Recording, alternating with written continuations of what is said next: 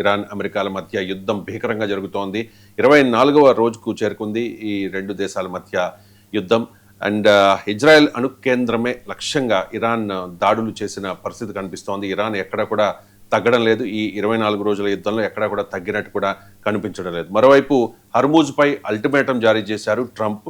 48 గంటల్లోగా తెరవాలి, లేకపోతే ఇరాన్ విద్యుత్ కేంద్రాలను పేల్చేస్తాము, దాడి చేస్తాము అని చెప్పి భీకరమైన వార్నింగ్ ఇచ్చిన పరిస్థితి. సో యుద్ధం 24వ రోజుకు చేరుకుంది. లేటెస్ట్ వార్ అప్డేట్స్ ఏంటి ఎంజీ రావు గారు? ఎస్ అండి, ఫిబ్రవరి 28వ తారీఖున ఆపరేషన్ రోరింగ్ లయన్ అంటూ ఇజ్రాయెల్ ఇరాన్ మీద అటాక్ చేయడం, United states of America operation epic fury అంటూ ఇరాన్ మీద అటాక్ చేయడం, దానికి ప్రతిస్పందనగా ఇరాన్ మొదలుపెట్టిన ఆపరేషన్ పేరు ఆపరేషన్ ట్రూ ప్రామిస్ 4. ఇవి గత 24 రోజులుగా నిర్విరామంగా ఇన్సెంట్లీ అనబెటెడ్లీ దే హ్యావ్ బీన్ హ్యాపెనింగ్ అనమాట ఇన్ వెస్ట్ ఏషియా నుంచి ఇతర ప్రాంతాలకు కూడా యుద్ధం వెళ్ళడం జరిగింది. 24వ రోజున అంటే గత 24 గంటల్లో ఈ యుద్ధ వాతావరణాన్ని, అక్కడ బ్యాటిల్ ఫీల్డ్ యుద్ధ క్షేత్రం ఎలా ఉందో చూస్తే అంటే ఒక విలయతాండం, ఒక బీభత్సమైన దృశ్యాలు మనకు కనపడుతూ ఉంటాయి. ఈవెన్ లీడర్స్ ఏంటంటే డొనాల్డ్ ట్రంప్, బెంజమిన్ నెతన్యాహులు ఒక డిస్పరేట్ పొజిషన్కి వచ్చేసారనమాట. ఈవెన్ డొనాల్డ్ ట్రంప్ తను తూలుతూ టెన్షన్ పడిపోతున్నట్టు కనపడుతుంది. ఈవెన్ బెంజమిన్ నెతన్యాహు కూడా యూరోపియన్ నేషన్స్ యొక్క అంటే నాటో దేశాల హెల్ప్కే ఆయన రిక్వెస్ట్ చేసిన పరిస్థితి ఉందంటే ఆయన ఎంత డిస్పరేట్ పొజిషన్లో, ఎంత హోప్లెస్ పరిస్థితుల్లో, ఎంత టెన్షన్లో ఆయన ఉన్నాడో మనకు అర్థమవుతుంది. ఇటు ఇరానియన్ లీడర్ చూస్తే ఇరానియన్ లీడర్స్ అసలు చాలా ధైర్యంగా మాట్లాడడం అనేది కూడా ఇక్కడ మనకు ఉంది. అంటే గత 24 రోజులుగా యుద్ధాన్ని పరిశీలిస్తే, ముఖ్యంగా 24 గంటల్లో యుద్ధాన్ని పరిశీలించినట్టయితే పై చేయి ఎవరిది అంటే ఇరాన్దే. ఎందుకంటే ఇరాన్ ప్రతిఘటించగలుగుతుంది. సుప్రీం మిలిటరీ పవర్స్ అయిన యునైటెడ్ స్టేట్స్ ఆఫ్ అమెరికా ఇరాన్ని అది ప్రతిఘటిస్తూ మొత్తం గల్ఫ్ ఏరియాని అది అటాక్ చేయగలుగుతుంది. హర్మూజ్ స్ట్రైట్ని తన అదుపులో పెట్టుకోవడం మనం చూస్తున్నాం. గత 24 గంటల్లో ముఖ్యంగా ఇరాన్ మీద ఈ ఇజ్రాయెల్ అమెరికా యొక్క యుద్ధ విమానాలు భయానకమైన విలయతాండం క్రియేట్ చేసినాయండి. ముఖ్యంగా నాటాంజ్ అనే అణు రియాక్టర్ని అవి అటాక్ చేయడం జరిగింది. అక్కడ అణు రియాక్టర్ ఇప్పుడు మనకి విజువల్స్ చూపిస్తున్నారు. అక్కడ యునైటెడ్ స్టేట్స్ ఆఫ్ అమెరికా తన మిలిటరీ పిక్చర్స్లో చూపిస్తున్న విజువల్స్లో ఆ అణుక్షేత్రం బిఫోర్ ఆఫ్టర్ అటాక్ అంటూ చూపిస్తుంది. దారుణంగా అది దెబ్బతిన్నట్టు తెలుస్తుంది నాటాంజ్ అణుక్షేత్రం. అక్కడ మరి రేడియో ధార్మికత ఉంది లేదే అంటే ఇంటర్నేషనల్ ఆటమిక్ ఎనర్జీ ఏజెన్సీ ఇప్పుడు దాకా రేడియేషన్ లేదు అని చెప్తుంది. మరి ఎలాంటి పరిస్థితి ఉందో ఇది ఎవరికీ తెలియడం లేదు. నాటాంజ్ పూర్తిగా అది పైన భౌతికంగా నాశనం అయినట్టు ఇప్పుడు ఇజ్రాయెల్ కూడా ప్రకటించడం జరిగింది. దీంతోపాటు మిగిలిన బుషేహారు, అదేవిధంగా ఫోర్డో అణుక్షేత్రాలను కూడా United states of America Israel attack చేయడం. దీనికి ప్రతిస్పందనగా ఇరాన్ ఈ ఇజ్రాయిల్లో డిమోనా అనే న్యూక్లియర్ రియాక్టర్ని అటాక్ చేయడం అనేది గత 24 గంటల్లో యుద్ధంలో జరిగిన అతిపెద్ద సంఘటనగా చెప్పుకోవచ్చు. నేను ఆల్రెడీ 1 వీక్ బ్యాకే నేను ఈ విషయాన్ని చెప్పడం జరిగింది. ఇజ్రాయెల్లో ఈ డిమోనా నగేవ్ డిజర్ట్లో ఉన్న ఈ రియాక్టర్ని ఇరాన్ ఏదో సమయంలో అటాక్ చేయవచ్చని. ఇది ఇప్పుడు నిజమైంది. ఎందుకంటే ఇజ్రాయెల్ రియాక్టర్ని ఇరాన్లో నాశనం చేయడానికి ప్రతిస్పందనగా ఇజ్రాయెల్లో డిమోనా అనే రియాక్టర్ని అటాక్ చేయడం జరిగింది.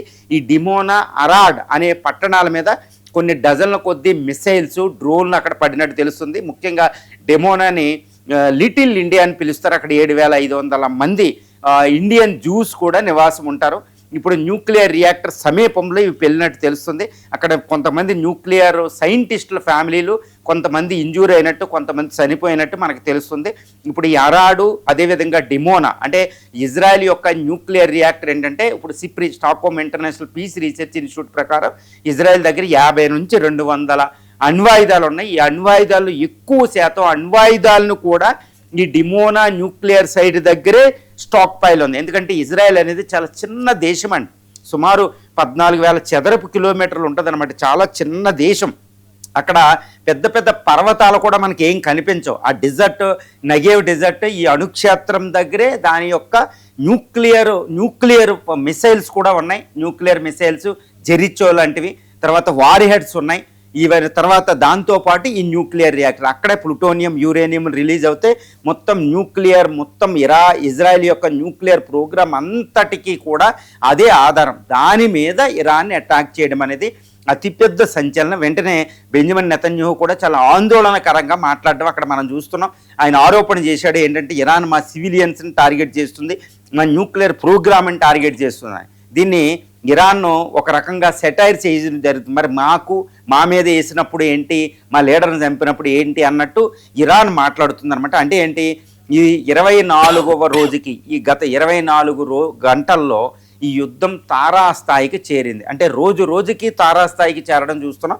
ఇప్పుడు న్యూక్లియర్ రియాక్టర్ని అటాక్ చేసుకోవడం, న్యూక్లియర్ రియాక్టర్ అటాక్ చేసుకోవడం జరుగుతుంది. ఇంకా గత 24 గంటల్లో ఇరాన్లోని చాలా టెహరాన్ మీద కార్పెట్ లెవెల్లో బాంబింగ్ చేయడం జరిగింది. కార్పెట్ బాంబింగ్ ముఖ్యంగా F-16లు, F-15 ఈగిల్స్, F-35లు, F-22 రాప్టర్లు ఎగురుతూ B-2 బాంబర్ల ద్వారా బాంబింగ్ చేస్తున్నారు. ఇరాన్లో ముఖ్యంగా ఇన్ఫ్రాస్ట్రక్చర్, ఆయిల్ రిఫైనరీస్ మీద అటాక్ చేయడం మనం ఇరాన్లో చూస్తూ ఉంటున్నాం. 24/7 లైవ్ అటాకులు జరిగినట్టు జరుగుతున్నాయి అనమాట. ఇరాన్లో చాలా ఘోరమైన పరిస్థితి అక్కడ తాండవిస్తుంది. తర్వాత హర్మూజ్ స్ట్రైట్ కేంద్రంగా అమెరికా అక్కడ మోహరింపులు చేయడం, మెరైన్స్ని, ట్రిపోలి నౌకని అక్కడ మోహరింపజేయడం, ఇవన్నీ మనం చూస్తున్న తర్వాత A-10 అనే గ్రౌండ్ అటాకింగ్ ఎయిర్ క్రాఫ్ట్ని అక్కడ కొత్తగా మోహరించడం జరిగిందనమాట. తర్వాత AL అపాచీ హెలికాప్టర్ను కూడా అక్కడ మోహరిస్తుంది. ఇక ఇరాన్ వైపు చూస్తే ఇరాన్ ఏంటంటే ముఖ్యంగా సౌదీ అరేబియా మీద మిసైల్స్ ప్రయోగించడం, తర్వాత ఈ ఖతారు, UAE మీద అటాక్ అనేది అది మానకుండా మొత్తం చేస్తూనే ఉంది. ఇజ్రాయెల్ మీద ఎన్నో డజన్ల కొద్దీ మిసైల్స్ని అక్కడ ప్రయోగించడం జరుగుతుందన్నమాట. ఇక ఇరాన్ పరిస్థితి చూస్తే ఇప్పుడు ఇజ్రాయెల్ ఏంటంటే లెబనాన్ మీద బీరూట్ ఇంకా ఇతర నగరాలని దారుణంగా అటాక్ చేస్తుంది. లెబనాన్ నుంచి బయటికి మైగ్రెంట్స్ వెళ్ళడం అనేది కూడా మనకు కనిపిస్తూ ఉందన్నమాట. ఇప్పుడు ఇక్కడ లెబనాన్లో ఒక బ్రిడ్జిని దారుణంగా పేల్చేయడం అనేది కూడా ఇజ్రాయెల్ చేస్తుంది. ఎందుకు లెబనాన్ మీద చేస్తుందంటే అక్కడ హిజ్బుల్లా తీవ్రవాదులు అంటే సోకాల్డ్ ఇస్లామిక్ టెర్రరిస్టులు ఏంటంటే ఈ ఇజ్రాయెల్ మీద కంటిన్యూస్గా మిసైల్స్, డ్రోన్లు ప్రయోగించడం. కాబట్టి లెబనాన్ ఆపలేకపోతుంది. కాబట్టి లెబనాన్ మీద భూతల దాడులకి ఇజ్రాయెల్ దళాలు వెళ్ళిపోవడం అనేది మనం ఇక్కడ చూస్తున్నాం. దీంతో పాటు పాకిస్తాన్ గత 24 గంటల్లో పాకిస్తాన్ ప్రస్తావన చాలా విషయాల్లో రావడం జరిగింది. ముఖ్యంగా సౌదీ అరేబియా పాకిస్తాన్ని ఇరాన్ మీద అటాక్ చేయమంటూ అది అడగడం అనేది ఇక్కడ కనిపించింది. మరి పాకిస్తాన్ ఇరాన్ మీదకి ఈ పక్క నుంచి అటాక్ చేస్తుందా అనేది కూడా మనం చూడాలి. ఈవెన్ ట్రంప్ కూడా పాకిస్తాన్ని ఎంకరేజ్ చేస్తున్నట్టు తెలుస్తుంది యుద్ధంలోకి రామని. పాకిస్తాన్ పరిస్థితి బాగాలేదు. మరి ఎలాగా పాకిస్తాన్కి ఇప్పుడు లోన్లు ఇచ్చే దేశాలే సౌదీ అరేబియా, గల్ఫ్ దేశాలు, అదేవిధంగా యునైటెడ్ స్టేట్స్ ఆఫ్ అమెరికా. అణ్వస్త్ర దేశం, ఒక ఆధునిక ఆర్మీ ఉన్న పాకిస్తాను 1000 కిలోమీటర్ల బౌండరీని ఇరాన్తో షేర్ చేసుకుంటుంది. మరి ఎలాంటి టైము దాని మీద అటాక్ చేయగలిగిద్ది అంటే ఇలా పాకిస్తాన్ ఒకవేళ ఇరాన్ మీద అటాక్ చేస్తే మాత్రం పాకిస్తాన్లో భయంకరమైన ప్రజల నుంచి తిరుగుబాటు వచ్చే అవకాశం ఉంది. ఎందుకంటే మీకు February 28న ఆయితుల్లా అలీ ఖైమోనీని చంపేయగానే ఆపరేషన్ ఎపిక్ ఫ్యూరీకి ఎగ్నెస్ట్గా అమెరికా కాన్సులేట్ని కరాచీలో పాకిస్తానీ పీపుల్ అటాక్ చేయడం మనం చూసాం అనమాట. ఇప్పటికీ అసీం మునీర్ వార్నింగ్ ఇవ్వడం జరిగింది షియా ముస్లిమ్స్కి. ఈవెన్ సున్నీ ముస్లిమ్స్లో కూడా ఇరాన్ ఒక హీరోగా చూస్తున్నారు. కాబట్టి ఒకవేళ పొరపాటున సౌదీ అరేబియా ఫ్యాక్ట్ను గౌరవించి, ఇది ఇస్లామిక్ నాటో లాంటి ఫ్యాక్ట్ను గౌరవించి పాకిస్తాన్ మీద ఇరాన్ మీద అటాక్ చేయగలిగితే మాత్రం పాకిస్తాన్లో ఒక తిరుగుబాటు వచ్చే అవకాశం ఉంది. ఈవెన్ సైన్యంలో కూడా తిరుగుబాటు వచ్చే అవకాశం ఉన్నట్టు మనకు తెలుస్తుంది. తర్వాత ఖతార్లో ఒక సైనిక హెలికాప్టర్ని ఇరాన్ కూల్చేయడం. తర్వాత ఇరానియన్ IRGC ఏం చెప్తుందంటే గత 24 గంటల్లో ఒక మళ్ళా F-15E ఈగిల్ అంటే మ్యాక్ 2 స్పీడ్ తోటి వెళ్తుందండి. ఎలక్ట్రానిక్ వార్ఫేర్ ఎయిర్ క్రాఫ్ట్ అనమాట. One of the modern sophisticated air crafts in the ఆర్మరీ of the United states of American air force. ఈ F-15Eని ఒకదాన్ని క్రాష్ చేసేసాం అని చెప్తున్నారు. తర్వాత ఇజ్రాయెల్కి సంబంధించిన ఒక F-16 కూడా మేము క్రాష్ చేసామని చెప్తున్నారు. అది ఇజ్రాయెల్ ఖండించడం కూడా జరిగింది. కానీ F-15E అనేది క్రాష్ అయినట్టు తెలుస్తుంది. ఒక హెలికాప్టర్ క్రాష్ అయింది, అందులో 6 అమెరికన్ సైన్యం కూడా చనిపోయారని తెలుస్తుంది. అంటే ఎంతటి యుద్ధ వాతావరణం ఎలా ఉందంటే ఏదో మొదటి రోజుతో పోల్చి ఇక్కడ విపరీతమైన యుద్ధ వాతావరణం. అంటే ఒక తారాస్థాయికి చేరడం జరుగుతుంది. ముఖ్యంగా ఆయిల్ అనే దాని మీద జరుగుతుంది. ముఖ్యంగా హర్మూజ్ స్ట్రైట్ కేంద్రంగా ఈ యుద్ధం అంతా పరిణమిస్తుంది. తర్వాత 24 గంటల్లో డొనాల్డ్ ట్రంప్ అతిపెద్ద వార్నింగ్ అంటే అల్టిమేటం, ఫైనల్ వార్నింగ్ ఇరాన్కి ఇవ్వడం జరిగింది. అదేంటంటే వచ్చే 48 గంటల టైం మీకు ఇస్తున్నాం, 48 గంటల్లో హర్మూజ్ స్ట్రైట్ను ఓపెన్ చేయకపోతే మీ ఎనర్జీ రీసోర్సెస్ అయిన అన్ని పవర్ ప్లాంట్ని పేల్చేస్తా, ఇరాన్ చీకట్లోకి వెళ్ళిపోతుందని ఇరాన్కి వార్నింగ్ ఇస్తే ఇరాన్ ఏం చేస్తుంది, ఒకవేళ అలా అయితే మేము కూడా ఎనర్జీ మొత్తం గల్ఫ్ దేశాల్లో ఉన్న అన్ని ఎనర్జీ పవర్ ప్లాంట్ల మీద మేము అటాక్ చేయగలుగుతాం రెండోది ఏంటంటే ఐటీ మీద కూడా అటాక్ చేస్తాం, టూరిస్ట్ ప్లేసులను కూడా అటాక్ చేస్తామని చెప్పింది అనమాట. అంటే ఏంటి, యునైటెడ్ స్టేట్స్ ఆఫ్ అమెరికా ఒకవేళ అటాక్ చేస్తే ఇరాన్ మీద, ఇరాన్ కూడా అదే మేము చేస్తాం. ఇప్పటికి ఇరాన్ చేస్తుందా లేదా వార్నింగ్ కాదండి, అది చేయగలిగిద్దని ఇప్పటికీ అది నిరూపించేసుకుంటుంది. అంటే వచ్చే 48 గంటలు, ఇప్పుడు 12 గంటలు అయిపోయింది, ఇంకొక 12 గంటల్లో ఎంతటి దారుణమైన అటాక్కి డొనాల్డ్ ట్రంప్ వెళతాడో అనేది ఒక ఆందోళనకరమైన పరిస్థితి గల్ఫ్ దేశాల్లో నెలకొందనమాట. ఎందుకంటే ఇరాన్ మీద అటాక్ చేస్తే ఇరాన్ ప్రతిస్పందించేస్తుంది. ఇప్పుడు ఏంటంటే